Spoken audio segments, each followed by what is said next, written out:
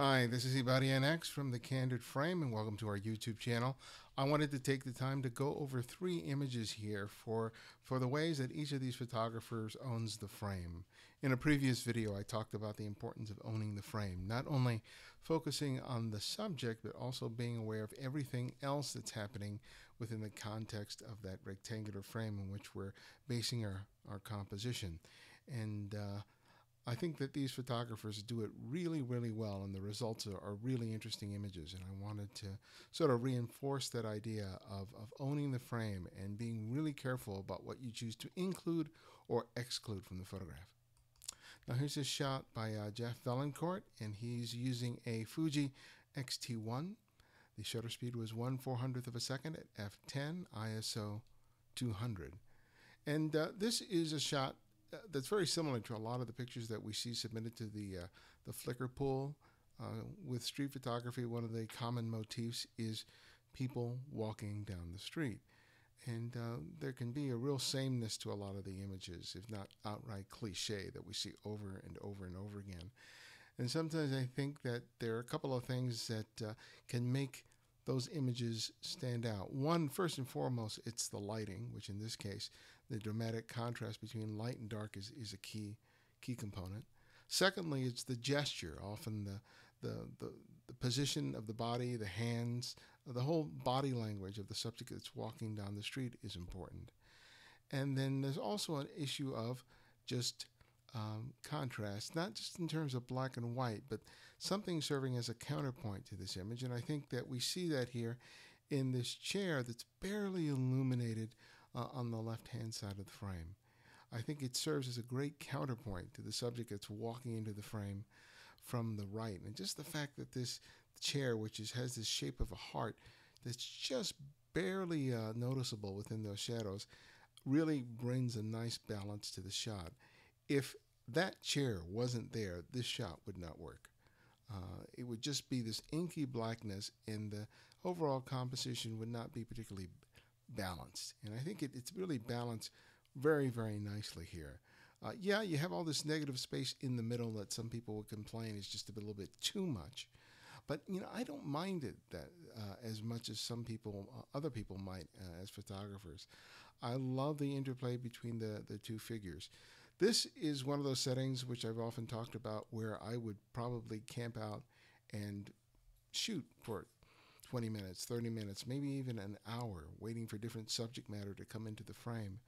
As much as I love the gesture of this fellow coming into the frame here, my hope would be that something better would come into the frame.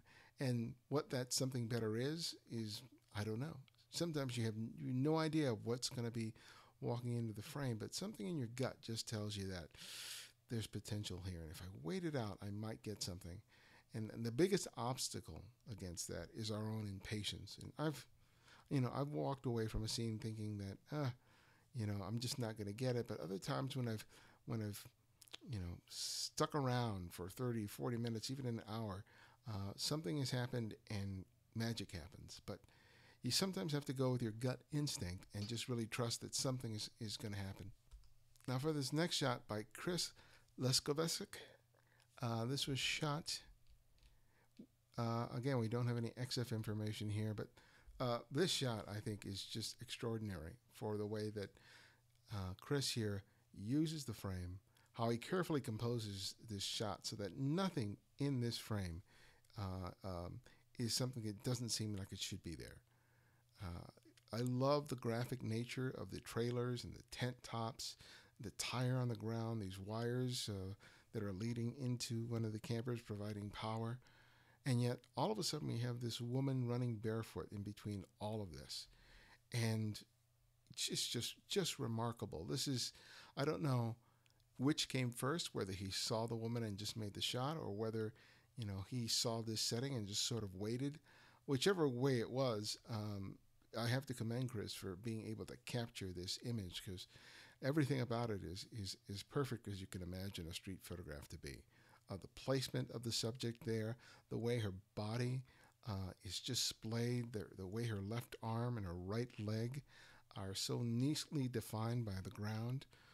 The tones here are just gorgeous. I really would love to hear more about the story behind this image. I think he writes something a little here on here, but not really telling the story of how he made this image. And of course, if you see this, if you could kindly put something in the discussion forum about the story behind this image, I think a lot of people would be very interested to find out the story about it. But again, going back to what we're talking about, think about everything in this frame and how well it's balanced and how this figure just makes the shot.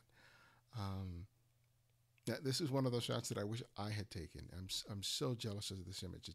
It's just fantastic. Then lastly, we have my friend here, Rinzi Ruiz, who was shooting this with a Samsung NX1 at a shutter speed of 1/100th of a second at f2.0 and an ISO of 6400. And this is just a really wonderful shot. Like the previous shot, it's being shot from a very high perspective, maybe a hotel room. But you can see here how you end up using the street scene as your backdrop. So much of the photographs that we've seen in the Flickr group or just anywhere about street photography typically is about us being on street level, and we're using the walls and the surroundings around us as the backdrop. But here, the street itself serve as the backdrop for these photographs. And the figures here in the left-hand side of the frame are really small, almost inconsequential. Their importance is to provide us more a sense of scale. The way that their legs are splayed is really important here because it creates a nice separation in terms of their overall, their feet and their legs. And they are really clearly defined, but this shot is really about the graphic nature of the street, the grids of the sidewalk, the tire tracks throughout, the pools of melted ice that are on the street and on the sidewalk, the light from the street light and how the way it creates this strong light in the middle of the street and how other things just fall into shadow. Yet you have hints of light elsewhere, even up here in this upper right-hand corner where you have some sort of something being illuminated by the light. You look at this entire frame and there's nothing here that doesn't seem like it needs to be there. And it's a lovely composition. Rinzi, if you're not familiar with his work, is just an exceptional street photographer. And if you don't know his work, you should definitely check out his site. Just do a search on Rinzi Ruiz, and you'll be very inspired and impressed by the body of work that he's created. So this is a short one, but I hope that it's helpful to you. Really think about slowing down and thinking more carefully about your compositions. I think that if you want to get better as a street photographer, it's more than just getting past our own fear of taking pictures of people on the street. I think that the biggest challenge we have as street photographers is just slowing down and being more careful in terms of our analysis and our breaking down of a scene with our eye even before we've made that first shot. I think if you can get over your anxiety and your fear, and you're just more sort of in this zone where you're more carefully constructing your shots and then allowing people to come into the frame, for example, I think you can see a real big improvement in your photograph rather than just walking endlessly mile after mile hoping that something interesting happens in front of your camera. Please continue submitting images to the Candid Frame Flickr poll. It's just phenomenal stuff. We have a lot new additions of people who have added to the group, and we're seeing some great work. So please continue to do so. And if you're finding us for the first time and you've never heard of the Candid Frame, visit us at thecandidframe.com, where you'll hear interviews with some of the world's best photographers. And lastly, recently I put out a booklet and video series called The Photo Essentials, and it's a guide to learning how to make the most of your camera and understanding things about exposure, focus, white balance, etc. But it's not just a primer in terms of what these features are. What this 59-page ebook and these 3 hours of video lectures hopefully does is provide you an insight of when and why you would want to use a particular feature or control in order to become a better photographer and to make better photographs.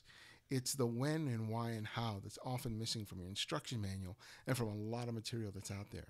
And all you have to do is visit thecandidframestore.com, and there you'll find a link to purchase it.